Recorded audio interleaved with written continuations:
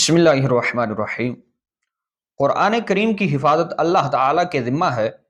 اس کے بارے میں ہمارا عقیدہ کیا ہونا چاہیے، آئیے میں آپ کو وہ عقیدہ بتاتا ہوں۔ چونکہ یہ دین اسلام ہمیشہ رہنے والا ہے، لہذا قرآن عظیم کی حفاظت اللہ تعالیٰ نے اپنے ذمہ رکھی ہے۔ ارشاد فرماتا ہے اِنَّا نَحْنُ نَزَّلْنَا الذِّكْرَ وَإِنَّا لَهُ لَحَافِظُونَ۔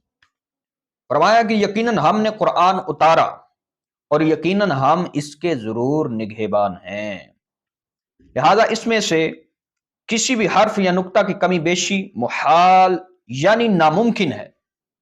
اگرچہ ساری دنیا بھی اس کے بدلنے پر جمع ہو جائے تو جو یہ کہے کہ اس میں سے کچھ پارے یا کچھ صورتیں یا آیتیں یا ایک حرف بھی کسی نے کم کر دیا یا بڑھا دیا یا بدل دیا تو ایسا شخص قطعاً کافر ہے، کیونکہ اس نے اس آیت کا انکار کیا جو ابھی میں نے بیان کی۔